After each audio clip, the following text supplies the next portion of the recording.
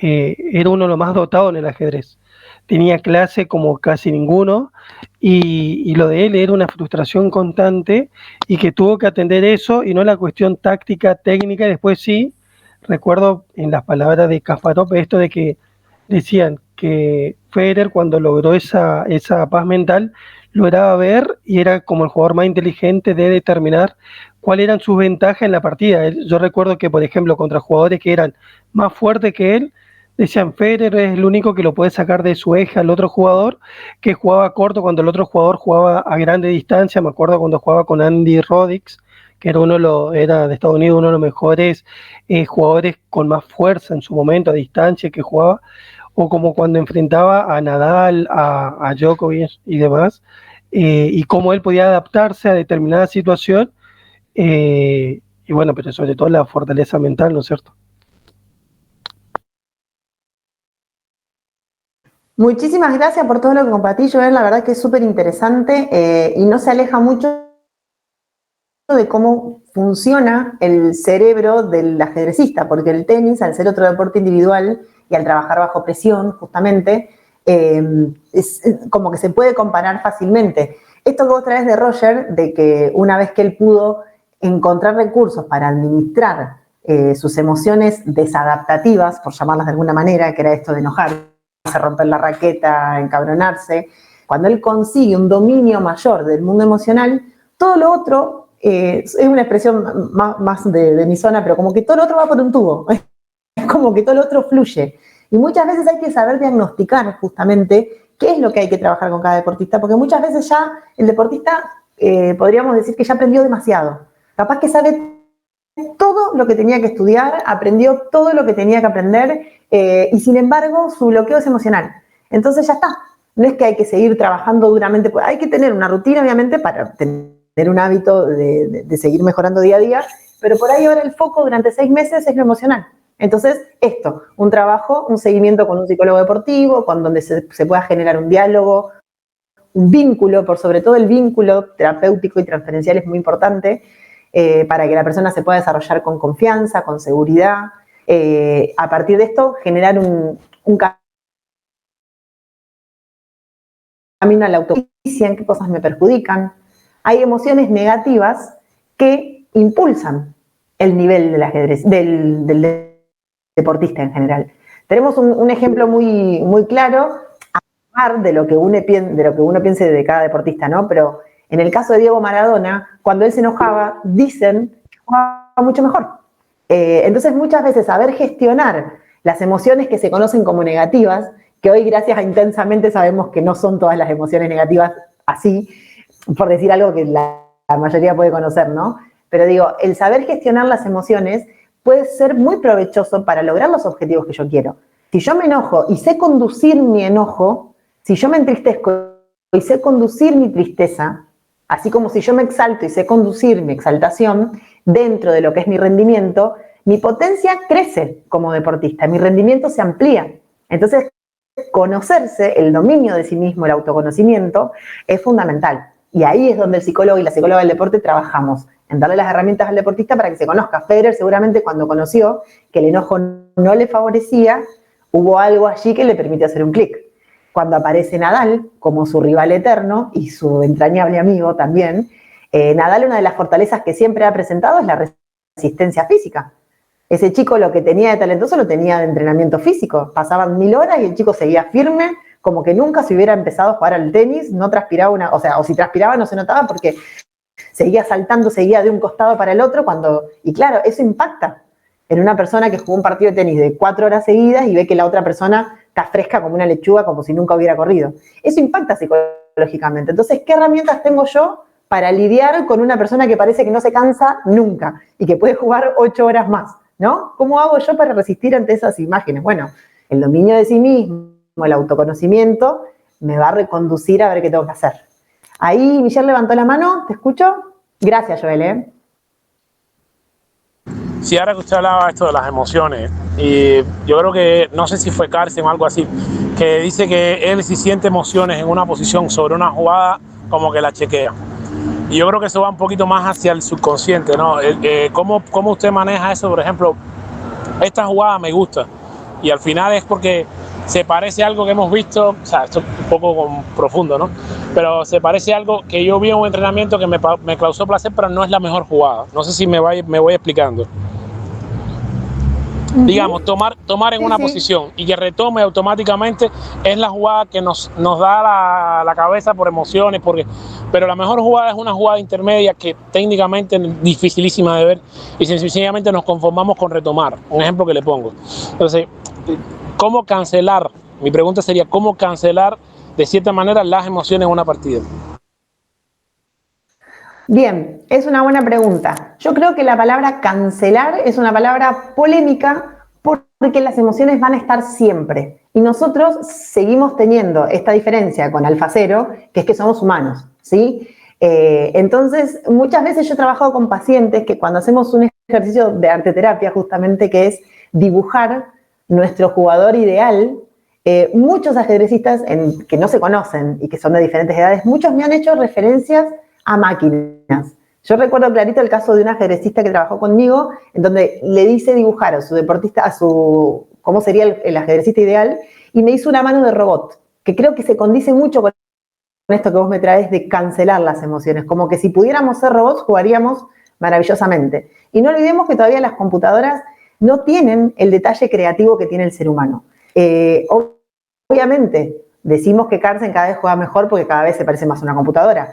Sin embargo, hay cosas que ustedes mismos, me imagino que ustedes como entrenadores, como deportistas, yo me los imagino analizando una partida post-mortem con el módulo, porque me imagino que alguno acá lo hará, y le ponen una jugada buenísima, no sé, un golpe táctico que vieron, lo ponen y por ahí la maquinita se va a la barrita y dijeron, uy, no, era malísima. Y vuelven para atrás, la vuelven a poner y la máquina se establece, ¿no? No sé si les habrá pasado que ponen una y se va a la barra lejísimos, pero cuando vuelven 2 jugadas atrás y, no, ahora está haciendo pensar al módulo. Porque muchas veces el módulo se reconfigura con jugadas que nosotros, que son guiadas a través de las emociones, pueden llegar a funcionar. Obvio que si jugamos como una máquina y resistimos como una máquina, en algún momento uno puede decir, claro, logramos la perfección. Pero si todos nos perfeccionamos y todos somos máquinas, la diferencia va a estar en lo emocional.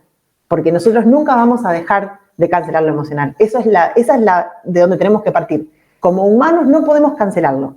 Está ahí. No existe manera de cancelarlo porque todavía no podemos como transformarnos en robots. Pero sí podemos generar recursos tales para poder dosificar las emociones que son desadaptativas, que no colaboran en lo que yo necesito en ese momento. Eso es a través de recursos. Esto los vamos a ver ahora. Algunos recursos, yo ahora voy a presentar estos 4 factores psicológicos que más aparecen y vas a ver que para cada recurso, para cada aspecto, yo puse un recurso, ¿sí? Estate atento, Michelle, toma nota de esto. De cada uno me pueden ir preguntando ahora y yo les puedo dar un ejemplo, ¿sí?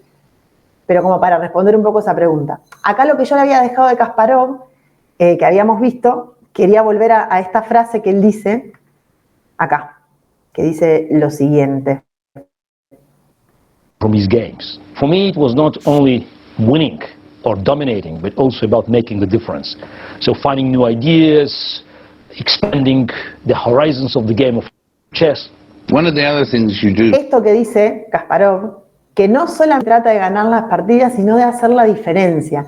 Esto es fundamental y esto no pasa con las máquinas generalmente. Esto pasa con los humanos, o sea, la única manera en que yo pueda avanzar en mi nivel es poder hacer una diferencia de mí, conmigo, con mi versión anterior. Si yo logro hacer esta diferencia con el jugador que era en 2022 al jugador que soy ahora, yo estoy avanzando. Esto va a impactar en mi juego y esto se va a materializar en mi nivel. Pero bueno, para que yo pueda tener conciencia de cuál es esta diferencia, es que está el trabajo de reflexión que va integrado a lo que es la competencia, la precompetencia, el post-mortem, que es muy importante, ¿sí? Bueno, ahora vamos a los recursos, que eso puede ser para que tomen nota, que les debe interesar mucho. Ahí, presentar otra ventana. Acá estamos. Bien, bueno, creo que se ve bien. Bueno, este era uno de los aspectos, no es el primero, voy a tratar de ir en orden. Bueno, sí, es el primero. Tenemos atención y concentración, dijimos, autoconfianza, control de emociones y presiones y motivación, ¿sí? ¿Qué es la concentración? Vamos a arrancar definiendo este aspecto psicológico que aparece en las partidas y cómo se afecta. Es la capacidad de sostener y dirigir la atención a los aspectos relevantes de la tarea, ¿sí? Bueno, ahí tenemos un dibujito que no sé si conocen a Mafalda, todos los que están acá, pero los que no lo conocen les cuento que es una historieta de Quino, Argentina, es una maravilla. Que bueno, justamente acá uno de los personajes está como pensando un montón de jugadas en una misma posición y en algún momento cuando la quiere hacer, lo que nos ha pasado a muchos, ¿no? Vemos variantes, 20 minutos pensando todas las líneas de una variante y quiero jugarla y me bloqueo y juego la que no pensaba, juego la que descarté, cómo era todo, ¿no? ¿Qué pasa con la concentración? En respuesta a Michelle, ¿no es cierto? ¿Cómo, por ejemplo, intervenir cuando yo diagnostico que uno de mis jugadores tiene problemas de concentración? Bueno, dos recursos muy valiosos son la respiración-relajación y el mindfulness. ¿Algunos de ustedes conocen de qué va el mindfulness o respiración-relajación?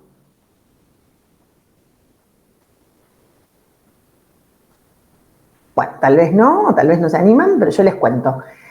Respiración-relajación tiene que ver con poder generar un hábito de respiración que pueda tener un control sobre el tono muscular, ¿sí? Generalmente se busca que el deportista esté, por nosotros obviamente, en un espacio calmo, donde no haya ruido, donde se puedan bajar un poco las luces. Obviamente que para esto el deportista tiene que tener un vínculo de confianza, sentir que no está haciendo nada raro, digamos. Y la respiración-relajación tiene que ver con poder ayudarlo a que el aire ingrese por la nariz. Cuando nosotros caminamos, corremos o hacemos actividad física, respiramos desde el tórax. ¿Vieron que estamos y vamos y corremos y andamos? Bueno, esta respiración es para mantenernos ágiles, para mantenernos en camino, digamos. La respiración-relajación no es desde el tórax, es desde lo que es el diafragma o abdomen, es llevar el aire hacia lo que sería la panza, por decirlo así en criollo, ¿no? Entonces no levantamos el pecho cuando respiramos. Tomamos aire, inflamos la panza y sostenemos el aire un segundito allí y después soltamos largando el aire por la boca, ¿sí? Eso lo repetimos las veces que necesitemos hasta que el cuerpo se acostumbre a respirar así. Es muy común ver esta respiración en los bebés. Si alguno observa un bebé cómo respira, van a ver que eleva la panza, la baja, eleva la panza, la baja, porque tiene la respiración esta. Bueno, poder darse 5 minutos donde el deportista pueda generar este hábito de respiración es muy práctico porque después, cuando el deportista identifique que está en momentos de tensión, de desconcentración o de nervios, si se puede hacer a un lado, vieron que a veces nos paramos de la partida para descansar un poco la cabeza porque estamos nerviosos, simplemente porque queremos ver otra partida, bueno, podemos pararnos a un costado, tomarnos 2 minutos, podemos estar sentados en la partida y cuando nos hacemos acá la viserita, llevar el aire a la panza, sostener un segundo y soltar. Y en estos pequeños momentos de conexión con la respiración relajante, baja lo que se llama el tono muscular. O sea, si el cuerpo estaba así de tenso y estaba en 8, por decir del 1 al 10, estoy 8 tenso, va a bajar garantizadamente a 7.50 o a 7. E incluso a medida que ustedes se habitúen a generar este hábito, todos los días respirar 3 minutitos, 5 minutitos, cada vez que lo apliquen en situación, esto les va a hacer cada vez más productivo. Si yo durante 4 o 5 meses entreno la respiración relajante y la uso cuando la necesito, voy a llegar al toque, al nivel que yo quiero bajar la tensión muscular. Y si estoy en 10, voy a bajar a 8 capaz. Pero eso tiene que ver con, de vuelta, la precompetencia, el entrenamiento previo que yo le pueda dar a este recurso para ese deportista que tiene ese problema, ¿sí? Y el mindfulness también se trabaja precompetencia, son ejercicios que buscan que la persona esté aquí y ahora. Algo que tiene que ver con la concentración del ajedrecista es el estar pensando en el error, ¿no? Yo venía 2 en 2 o 3 en 3 y voy y pierdo la cuarta partida. ¿Y qué pasa? Llego a la quinta partida pensando en la cuarta, ¿no? Uy, ¿cómo puede ser que me colgué esa pieza? Pero qué mal, pero qué burro, qué perro. Es una frase muy común en Argentina que usan los que son medio masoquistas, que empiezan, no, pero qué malo que soy, pero ¿cómo me voy a colgar eso? No voy a poder ganar más nada. Y no se desenganchan del error. Entonces, ¿qué es lo que pasa? Se habla de que la ajedrecista no puede estar aquí y ahora, sino que está en el pasado. Eso tiene que ver con el no desenganchar del error, el no poder estar en el presente. Otra manera de no estar en el presente es la ansiedad cuando venimos bien, por ejemplo. Venimos, no sé, 4,5 en 5, quedan 2 rondas, ya jugamos más o menos con los mejores. O sea que entonces si yo gano la de esta tarde, yo voy a estar ganando y dice, sí, me va a tocar con este otro y este otro no está bueno. Entonces yo cuando juegue y pensar en el futuro muchas veces hace que yo no pueda estar presente en la partida que tengo que jugar ahora y por sacar los cálculos de los puntos de los que voy a sumar y de las cosas que voy a llegar a hacer y que si gano y de que si este empata, no estoy presente, no profundizo en la partida que tengo que profundizar y puedo bajar mi nivel. Eso puede tener impacto. Puedo llegar a analizar mal una posición, a evaluarla mal, puedo perder profundidad en un momento crítico, puedo comerme el tiempo y muchas veces eso puede impactar en perder la partida, ¿no? Y que por ahí, yo que venía bien perfilado y que no tenía por qué perderla, me fui en divagaciones. Bueno, el mindfulness es una práctica que también se recomienda precompetencia. Son ejercicios de atención plena, se llama. Tienen que ver con, por ejemplo, los mandalas son los más conocidos. Pintar mandalas, trabajar con lo que es respiración y visualización, hacer respiraciones con espirales, ¿sí? Hacer ejercicios de arte, hacer ejercicios de escritura, que a veces son puntualmente armados por el profesional. Entonces, si eso se trabaja previamente, el deportista puede hacer, ¿no?, un enganche con esto y empezar a repetirse lo que necesita para poder ponerse aquí y ahora. Eso es el mindfulness, ¿sí? Es atención plena, poder estar aquí y ahora. Buscar recursos que desde lo físico o desde los 5 sentidos puedan hacer que el deportista encuentre su eje, ¿sí? Hablé muchísimo. ¿Hasta acá alguna pregunta? ¿Se entendió? ¿Estamos bien? ¿Sigo adelante?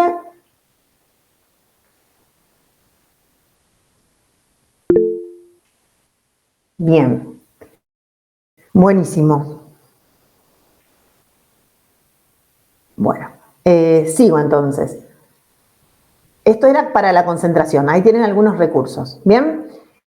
Si yo voy rápido, podemos justamente practicar uno de estos recursos como para ya llevarnos en nuestra cajita de herramientas. Seguimos. Autoconfianza. ¿Qué es la autoconfianza? Es la creencia o la convicción del deportista de que va a ejecutar una conducta deseada con éxito. Posibles intervenciones para poder laburar la autoconfianza son el autodiálogo y la bitácora deportiva. ¿Alguno conoce algunos de estos 2 recursos? ¿La ha practicado? ¿La ha escuchado? A ver, Michelle, ¿te escucho? No, aquí en Cuba usamos mucho el automandato y yo siempre lo asocio a mensajes súper positivos. Incluso antes de la partida, el recurso que usamos es buscar una serie de partidas donde el jugador haya tenido un buen resultado o que levante un recuerdo positivo y la ponemos antes de la partida precisamente como un recurso de activación. Bueno, justamente eso es un buen recurso a utilizar. El automandato o autodiálogo tiene que ver con conectar con una creencia positiva, pero no solo positiva, sino también, es optimista y es realista, porque no estamos diciendo, me voy a conectar con que soy el mejor del mundo, porque tal vez no soy el mejor del mundo, entonces no me conecto con una mentira o con algo que todavía está a saberse. Me conecto con una potencialidad que sí tengo, ¿sí? Como vos decís, me conecto con algo, con una partida que yo ya gané y que descollé en nivel porque vi todas las buenas, conecto con un remate maravilloso que di en la partida anterior, conecto con la sensación. El autodiálogo es un mensaje positivo que me conecta con una sensación. Vos trajiste una palabra clave en lo que es la psicología deportiva, que es la activación. Muchas veces en deportistas que por ahí están como contenidos o que están como que no arrancan, ¿no? La activación es un recurso que los permite, como que los pone en carrera y que los sienta y los determina. Pero bueno, para poder tener esta facilidad de activarse, también tienen que tener el background trabajado para que no sea simplemente los activo y después como que los agoto a nivel energía, ¿no? Sí, te escucho, Michelle. Si aquí usamos, por ejemplo, nosotros tenemos dos líneas. Esto de hacer un estudio en lichess con mis grandes partidas y otra cosa que hacemos es música que te recuerden o que inciten cosas positivas. Y el automandato siempre lo usamos hacia yo puedo, creo en mí, resiste una más así, o sea, frases cortas positivas que hagan, levanten, ¿no? Correcto. Bueno, eso es fundamental. En el autodiálogo no podemos poner una frase de Gandhi larguísima, obviamente, ¿no? Tenemos que ser concretos, precisos, porque nos tenemos que ubicar con lo que el cerebro capta. Si yo ahora les hago un ejercicio y les digo, no piensen bajo ningún punto, no se les ocurra, no tengan en su mente un elefante color rosado, ustedes ya van a estar imaginando el elefante color rosado, aunque yo les haya dicho por todos los medios que no lo hagan, ¿sí? ¿Por qué? Porque el cerebro recibe toda la información que yo le estoy dando, más allá del no. Entonces, en el autodiálogo, si yo digo, por ejemplo, no quiero equivocarme, estoy hablando de equivocarme. El cerebro va a abrir algo de su efecto radar y va a estar atento a la equivocación. No significa que si yo no lo digo, no se va a equivocar, sino que va a estar atento a una posible equivocación. Está bien, muchas veces puede pasar, pero si yo puedo ayudar a que el cerebro se enfoque, ¿cómo hago yo para agotar mis recursos y sumar, potenciar? Bueno, lo enfoco. ¿Y qué hago? Como el ejemplo que traía Michelle, enfoco en lo que me hace bien. Si hay determinada música que me levanta el espíritu, que me hace llegar activado, motivado o confiado, uso esa música minutos antes. Si minutos antes eso me pone nervioso, que para eso tengo que haber hecho un previo trabajo de autoconocimiento, ¿no? Y yo ya sé que no, porque eso me pasa de energía y entro súper excitada a la partida y no me sirve, porque la juego en 5 minutos y me cuelgo todo. Si eso no funciona en mí, usaré otro recurso, ¿sí? Pero ¿qué hago? Me enfoco en lo que a mí me predispone. No se olviden que el trabajo psicológico tiene que ver con la predisposición, porque nosotros trabajamos sobre lo que el deportista puede controlar. Por eso van a ver que yo nunca hablo de resultados, yo nunca hablo de hago esto para ganar la partida, hago esto para salir primero, hago esto para ganar elo. Porque eso no depende solo del deportista, depende del deportista, del contexto, del rival, de las condiciones climáticas, de la emocionalidad con la que se levanta, de la alimentación. Entonces, solo tenemos que concentrarnos en lo que controlamos. ¿Qué controlamos? Por ejemplo, mi predisposición. ¿Cómo hago para llegar con buen ánimo? ¿Cómo hago para llegar sin hambre? ¿Cómo hago para llegar descansado? ¿Cómo hago para llegar alegre? ¿Qué emociones necesito para jugar en un nivel óptimo? Para eso está el autoconocimiento, ¿no? Todo el trabajo previo que yo les contaba, este proceso largo. Sí, Michelle, te escucho. Sí, una pregunta que me causa mucha duda, ¿no? Nosotros trabajamos acá, yo por lo menos tengo un chico que es el segundo de Cuba, categoría sub-10, tiene 10 años el nene. En personas que no se ha definido la personalidad todavía, cómo definir esas activaciones y cómo definir esos picos de, o sea, la ansiedad, cómo manejarla en niños tan pequeños que aún no han definido qué los hace bien, qué les hace mal. Bueno, nosotros trabajamos distinto, por ejemplo, porque nosotros con chicos de hasta más o menos 12 años no trabajamos como desde la exigencia puntual, digamos, no actúa la escuela rusa, digamos, sino que acompañamos lo que sería edad de iniciación deportiva, porque hasta los 12 ellos tienen como esta posibilidad.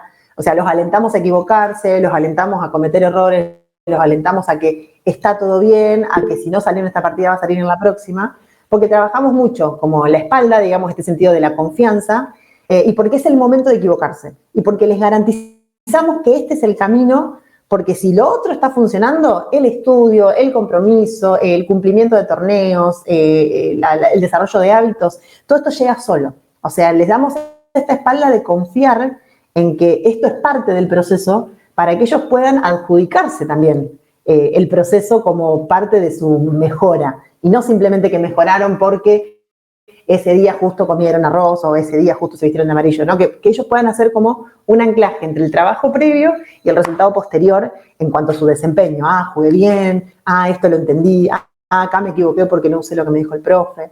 Sí, te escucho, Michelle.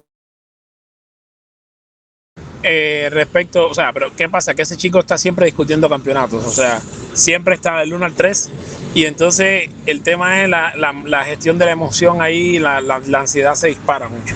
O sea, hay veces que sale bien, obviamente el otro también está en situación de estrés, pero manejar eso es complejo, ¿no? Y sobre todo con nenes, yo me enfoco mucho en el trabajo de jugada a jugada. trato de eliminar todo el bosque completo y me concentro en el próximo paso. Pero es que con nenes es mucho más complejo. Quería preguntarle qué consejo me puede dar con eso. Bueno, yo el consejo que te daría es no perder de vista el factor recreativo. Puede sonar extraño, porque entiendo que cuando están detrás de objetivos deportivos como academia, por ejemplo, es como que se puede desestimar, va a decir, no, bueno, pero el placer acá, el disfrute, hay que estar, viste, como... No desestimar lo recreativo, poder devolverlo siempre a su instancia de niño, ¿sí? Porque a veces se le exige a un niño como si fuera un adulto y eso hace que el niño se aleje de esta capacidad de crear, como justamente fue la manera con la que llegó a jugar también, digamos. O sea, podemos ir al caso de Faustino Oro, que Faustino Oro ahora está haciendo un carrerón en Europa, está teniendo un montón de grandes desempeños ajedrecísticos. ¿Y qué es lo que sucede? Está a 3 puntos de ser maestro internacional, está jugando un torneo en donde puede lograr esos 3 puntos, no lo logra, y muchas noticias que se empiezan a levantar de diferentes deportistas o de diferentes críticos del ajedrez, se empieza a escuchar lamentablemente Faustino no logró, lamentablemente Faustino no cumplió, lamentablemente no ganó. ¿Y qué empieza a pasar? Empiezan a caer exigencias de la afuera en un niño que en realidad está haciendo una carrera excelente, una trayectoria impecable, y que esto siempre es para arriba. Que no se consigan esos 3 puntos ahora no significa que no se consigan ni el mes que viene ni el año que viene. Ahora, si ver que no se consiguieron estos 3 puntos es un fracaso, o sea, si se lo ve como un fracaso, ahí va a estar el problema, porque si el niño después no tiene los recursos emocionales de poder anclar esta experiencia y de integrarla como un paso más y la usa como un bloqueo, ahí va a ser muy difícil después que él pueda desbloquear esta situación. Entonces hay que estar atento en el abordaje de lo infantil. Por ejemplo, pregunto, ¿cuál es la pregunta más común que hacemos cuando uno de nuestros alumnos o uno de nuestros niños termina una partida de ajedrez? A ver, ¿escucho o leo? Y siempre le preguntan cómo te fue. Le interesa más el resultado que... Correcto. Bueno, es muy poco común escuchar que alguien salga de la partida y no reciba una pregunta distinta a ¿cómo saliste? ¿Ganaste? ¿Perdiste? ¿Y qué es lo que está pasando? Bien, bueno, buenísimo, Michelle, si desde Cuba pueden aportar una mirada distinta. Acá muchas veces, en muchas escuelitas, se escucha que desde el lado del entrenador se recibe al jugador desde el cómo saliste, ¿no? O ¿ganaste? ¿Perdiste? Y muchas veces, cuando hay un trabajo psicológico detrás de los entrenadores, como tu caso, Michelle, como se nota, muchas veces pasa al revés. El niño está tan metido en ese ambiente que cuando el entrenador quiere aportar una diferencia y le pregunta ¿cómo te sentiste? Te dice mal. ¿Por qué? Porque perdí. O al revés, vos le preguntás, como decía Joel, ¿cómo te fue desde la experiencia? Y el niño no te dice, me fue bien, me pasó tal cosa en la partida. El niño te dice, perdí.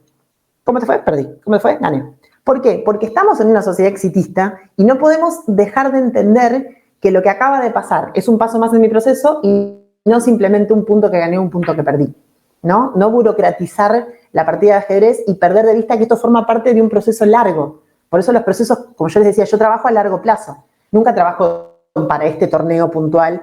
Se puede hacer, pero no es lo ideal para trabajar con un sujeto, digamos. La idea es poder formar valores, formar una persona, formar un carácter, ¿no? Prepararlo para una vida de ajedrez, no simplemente para esta competencia.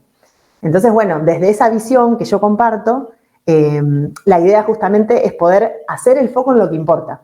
¿Cuál es la raíz de que el ajedrez mejore?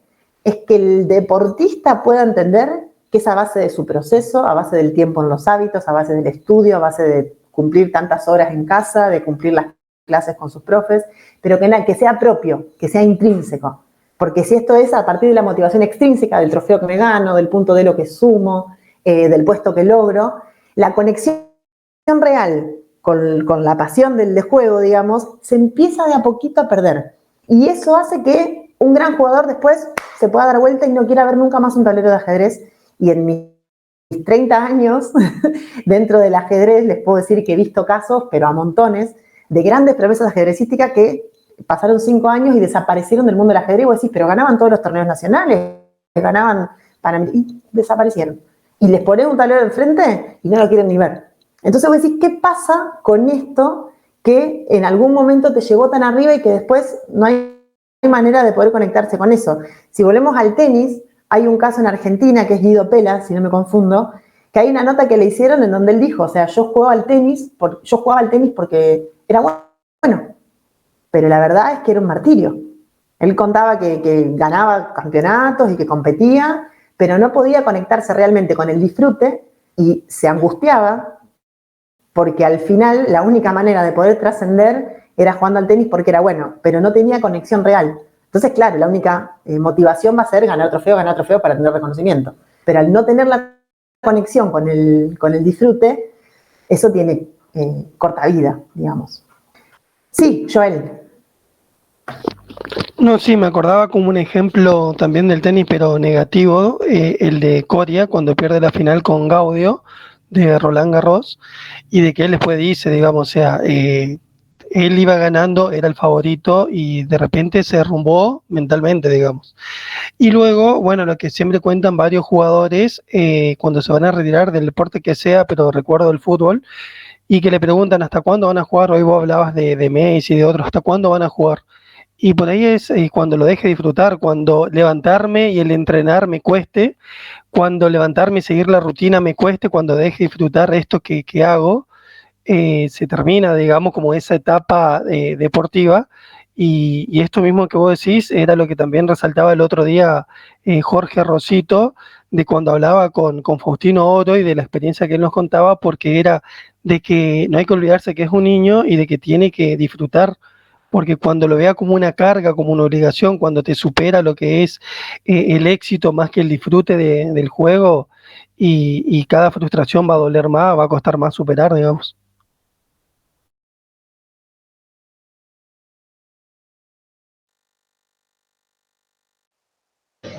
Está silenciada, Carmen.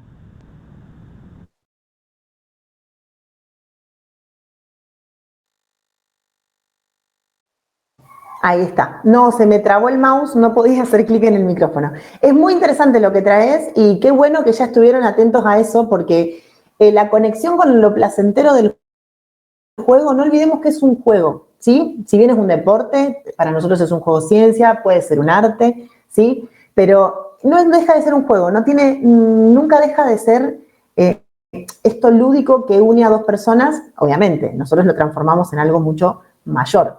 Pero bueno, en tanto y en cuanto nos acerquemos al Homo Ludens, digamos, es lo mejor que vamos a pasar a la experiencia deportiva, lo más saludable que vamos a poder disfrutar de los éxitos. O sea, el éxito nunca va a ser tal si la persona está atravesando una crisis nerviosa, si sufre por presiones, si la pasa mal, ¿bien? Entonces es muy importante. Bueno, acá el autodiálogo, como habíamos dicho, para elaborar la autoconfianza es muy valioso, y la bitácora deportiva, que es un registro que se hace de todos los torneos que el chico va jugando, bueno, eso se estimula lo que es la escritura.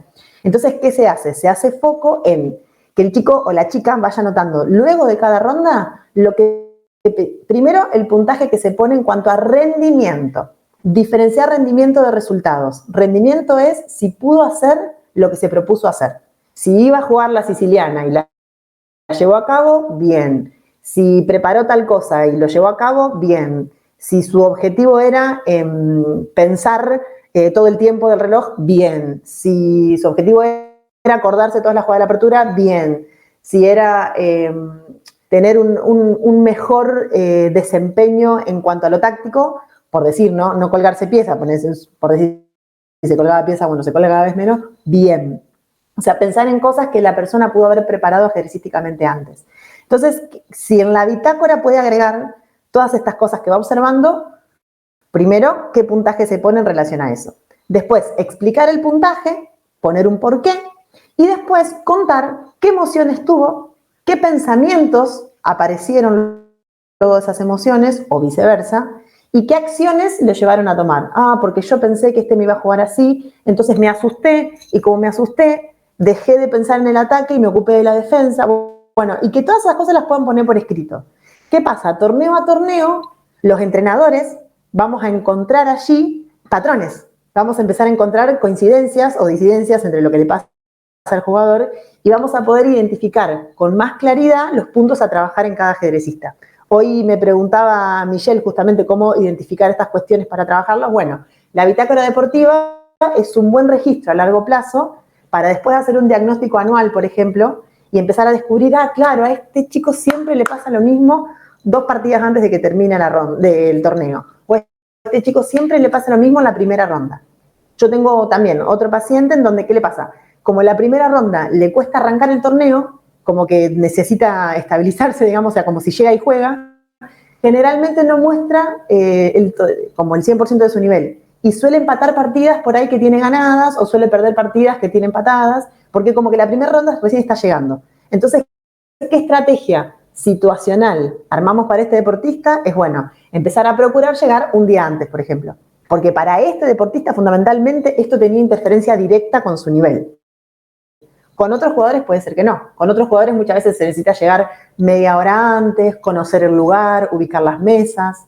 Otros jugadores les gusta llegar más tarde porque necesitan haber preparado hasta el último minuto.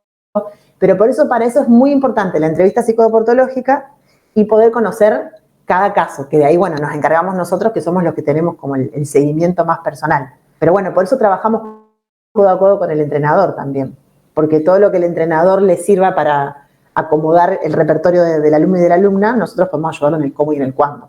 Yo, por ejemplo, también trabajé con otro que fue campeón argentino, pero de su categoría, promocional sub-16, y claro, él necesitaba, cuando terminaba el día, como era noctámbulo, necesitaba bajar un poco y salíamos a caminar todo por el predio, 1 hora caminando, charlando de las 2 partidas del día. Y taca. Entonces él bajaba la ansiedad y podía descansar bien, porque uno de sus mayores problemas era el descanso. Es un gran jugador, pero descansa mal. Entonces, ir viendo para cada jugador diferentes estrategias que lo ayuden a posicionarse mejor antes de la partida. Bien. Si voy muy rápido me avisan, ¿eh? Otro aspecto es el manejo de las emociones, el estrés y las presiones, para lo cual acá hay una recomendación como de 4 partes. Primero, comprender nuestras emociones. Pensamientos, actitudes y creencias acerca de nuestras emociones también, ¿sí? Tener presente cómo funciona nuestro cuerpo, qué me pasa cuando me asusto, qué me pasa cuando estoy confiada, qué me pasa cuando estoy concentrada, qué me pasa cuando estoy nerviosa, qué me pasa cuando estoy desanimada, ¿no? Cómo cada emoción funciona en mi cuerpo y qué acciones me hace generar. Qué sé yo, me achico el cuerpo, me llevo todo por delante, me da hambre, no sé. Todas acciones que pueden interferir en una partida, por ejemplo, ¿no? Es el 1. El punto 2, autorregulación. Una vez que yo conozco estas emociones, puedo entender cuáles son adaptativas, o sea, cuáles me suman para una competencia, y cuáles son desadaptativas, o sea, a cuáles tengo que encontrarle la vuelta para que cuando aparezcan no me afecten del todo. Entonces, ¿cómo la canalizo? ¿Cómo evito que esas emociones interfieran de manera negativa? Tengo que encontrar que esa emoción me empuje. Entonces tengo que laburar con esa emoción. Tengo que conocerla de cerca, tengo que equilibrarla, tengo que buscar su complemento, por ejemplo, ¿sí? Entonces ahí tiene que trabajar un poco la respiración, tiene que trabajar todo lo que es la precompetencia, estos procesos de autoconocimiento, estos procesos de educación emocional, de hábitos saludables en el laburo de las emociones. Después, la empatía con los demás, esto que tiene que ver con, por ejemplo, yo que trabajo con equipos, en cómo a partir de la relación con mis compañeros poder sumar, poder complementar esto que le está pasando, desde el abrazo, desde la compañía, desde el aliento. Siempre la relación entre pares puede sumar positivamente en cualquier relación de competencia, así que eso es muy importante. Y por último, las habilidades sociales, que es esto de comprender las emociones de los demás para saber cómo responder. Acá muchas veces tiene que ver la información que me da el rival. Les va a pasar muchas veces que ven un rival que está como todo chiquitito y ustedes sienten que ya está, este le gana. O entramos en el apuro de tiempo y ven que se le caen las piezas de las manos por los nervios y es como que uno se infla. O por el contrario, ven que el otro, como decíamos en el caso de Nadal, ven que el otro no se cansa y eso afecta negativamente porque vamos 4 horas de partida y este tipo está concentrado como en el minuto 1, entonces voy a perder, no doy más, yo estoy cansado, tengo sueño, ¿no?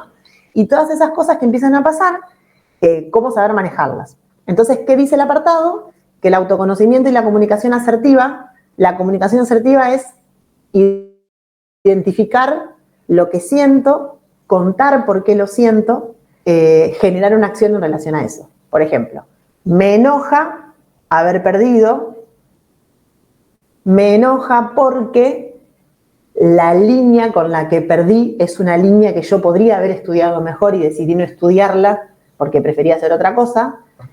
¿Qué acción generó? Me comprometo a poder llegar al próximo torneo con esa línea estudiada. ¿Eso va a garantizar que yo gane? No, pero va a garantizar que yo me sienta mejor conmigo mismo y no me enoje. Entonces ya esa emoción desadaptativa se transforma en una emoción que me permitió pararme mejor para el próximo torneo, ¿sí?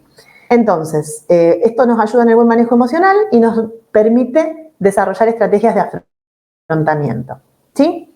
Y por último, para terminar con las emociones, la motivación, que es, entre las múltiples definiciones de este concepto, es el complejo proceso que determina la dirección e intensidad del esfuerzo. O sea, si yo tengo claro qué me motiva, voy a dirigir mi esfuerzo de una manera ordenada, le voy a brindar la intensidad que necesita, el tiempo que necesita, y la intervención más clara es el establecimiento de metas y objetivos. Y esto es lo que les quiero dejar justamente para poder empezar a implementar con sus alumnos y alumnas, que es de muchísima información. Bueno, a ver, Michelle, ¿qué me quieres contar? A ver, con el tema motivación, es una pregunta que quiero hacerle, ¿no? Ya me pasó que yo tengo una chica que entrenó 6-7 horas al día para el campeonato nacional, terminaba durmiendo frente al tablero literal. Y pasó que en el campeonato nacional no pudo ser campeona, se le fue la medalla de oro en la última partida y después casi que colapsó, no quería saber del ajedrez. Entonces, por ahí en el ajedrez hay muchos ejemplos de esto de que cuando, o sea, es como el combustible que se nos va de las manos, ¿no? Entonces, ¿cómo manejar, cómo tener ese punto medio ahí en ese sentido? Y bueno, porque hay mucha gente que, por ejemplo, precisamente los campeones del mundo, pasa sobre todo con el tema de los jugadores de alto nivel, que la motivación cuando explota como que ya no dejan de ser los mismos, ¿no? Entonces, incluso tienen que tomarse un año sabático para tomarse un espacio, no sé si me entiende.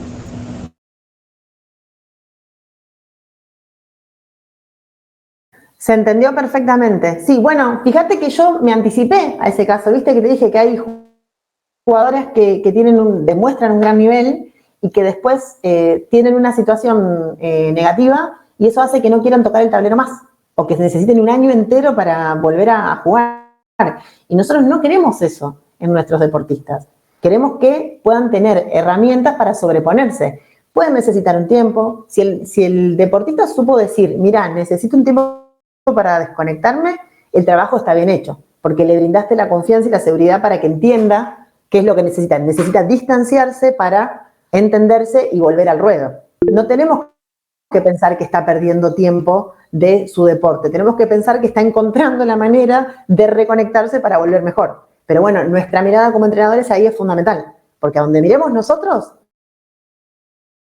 mira el deportista. Si nosotros miramos esto como un fracaso o como una pérdida de tiempo, ojo, porque ahí no va a haber enganche para que pueda haber un regreso. Y hay que tener mucho ojo con eso, porque de vuelta, si Messi se hubiera retirado cuando salimos segundos en el 2014, si no me equivoco, 2014, a ver, 2024, porque a veces me confundo con los años. Sí, fue ahí cuando salimos segundo con Sabela, ya estoy perdida. 2018. Sí. Bueno, no, sí, en 2018 salimos mal, digamos, fue 2014. 2018 fue en Rusia que nos fuimos temprano. 2014. Nos fuimos antes. Sí. Bueno, en el 2014, cuando nosotros perdemos la final, la conferencia de prensa de Messi era me retiro de la selección. Y si esa persona que estábamos hablando de 2014, o sea, hace 10 años, con 27 años, menos de 30, se hubiera retirado, si hubiera perdido la posibilidad de conducir una nueva selección que venía fresca, que son otras edades, que vienen con otros objetivos, con otra dirección técnica, y si hubieran perdido la posibilidad de salir campeones del mundo. Este jugador, digo, porque capaz que salían campeones del mundo igual, no lo sabemos. Pero digo, tener en cuenta esto también es fundamental, por eso el entrenador acá es clave, o la entrenadora, para poder acompañar ese proceso y saber guiarlo. Ahora te puedo dar un par de tips. Sí, levantaste la mano, Michelle, ¿te escucho? Sí, que yo lo asocié, bueno, incluso nosotros terminamos el vínculo laboral con ella, pero bueno, yo lo asocié a que no hubo una válvula de escape, o sea, precisamente tantas horas generó una tensión y esa tensión al no cumplirse, pues generó un cortocircuito entre todos, ¿no? Ya no confía en mí, no confía en el trabajo que hicimos, y entonces ya a partir de ahí empezó se rompió todo, ¿no? Y se rompió el vínculo con la realidad de lo que estaba pasando. Y entonces quizá yo lo asocio a que la motivación fue tan grande y no hubo esa válvula reguladora del trabajo, porque nada, a todo el mundo le gusta entrenar o tener un atleta que trabaje por 6 horas y asumir unas cargas de entrenamiento brutales. O sea, las cargas de entrenamiento que ella asumía de ejercicio de táctica en 6 horas de cálculo, yo creo que ni para los maestros. Y ella lo asumía con una tranquilidad y lo asumía profesional. Vino el resultado, o sea, no todo el mundo juega en la última ronda, discute el campeonato nacional en el primer tablero y no pudo ser. Precisamente se presionó mucho y demás cosas que no trabajamos. Lo que pasa es que yo lo que veo, mi visión, quizás el flashback, es que no hubo esa válvula reguladora. Pregunto si puede ser ese motivo. ¿Y a qué llamas a válvula reguladora? Dame un ejemplo que a vos te podría parecer que podría haber sido una válvula. Usted tiene un dique con agua, ¿ya? Llueve, el dique crece. Entonces, cuando usted tiene una compuerta, el dique alivia y toda esa presión alivia. No se rompe el dique, no se lleva poblados y tal. ¿Me sigue? No, yo entendía el concepto. Lo que te digo es que podés llevar un ejemplo que se pueda aplicar a esta alumna de lo que podría haber sido para ella una válvula. Lo que podría haber sido para ella, o sea, tener una actividad un poquito más fuera hacia otras actividades que no generaran presión. O sea, un día, o sea, nosotros entrenamos sábado, domingo, o sea, hasta la hora que ella literal se dormía frente al tablero, ¿ya? Los días que no trabajaba conmigo. Y entonces, o sea, como que darle una especie de tiro de cable al aire, o sea, de mira despacio, más allá de la motivación de ser campeón nacional. Bueno, está bueno, puedo tomar eso tal vez como un mea culpa, o sea, como que pareciera que estás como atando estos cabos de que tal vez si en ese momento hubiera tenido como esa claridad de decir, bueno, no, es importante que esta semana trabajemos para... Uno se mete en la vorágine, ¿no? Y estamos en un proyecto y queremos y se cree la historia y realmente estuvimos realmente cerca. Ya perdió con una que no estaba en los planes. Pero nada, mi punto es, estábamos a las puertas, pero el tema es que no lo logramos por X, por Y, por Z. Pero el rechazo fue lo que generó eso, fue después tan grande que bueno, la ruptura fue total. Entonces ella como que no estaba preparada para perder. ¿Ya? Y entonces lo que quiero ver es en el proceso de entrenamiento, cómo se hubiera generado ese, vamos a decir, parche, o si pasa eso como es, y qué me hubiera recomendado. O sea, ahí cómo lo hubiera manejado. O sea, una chica quiere ser campeona nacional, lo da todo y no lo es. Ya, o sea, no es la competencia en sí, lo que quiero es el pre, cómo llegar ahí a poner esa válvula regulatoria. Bien, primero reconducir a la niña o a la chica a por qué está haciendo lo que está haciendo, ¿sí?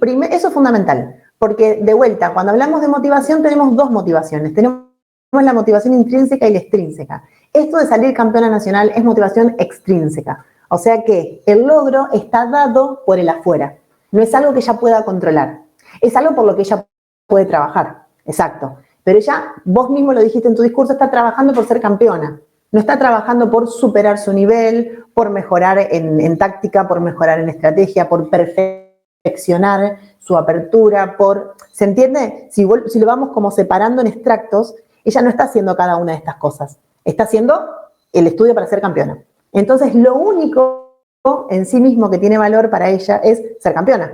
No importa si ella mejoró en táctica, no importa si ella mejoró en estrategia, a vos sí te importa porque sos el entrenador, digamos, y a los que están acompañando el proceso de ella también, pero está faltando la mediación comunicacional con ella, para que ella pueda apropiarse de que lo que está haciendo está bien.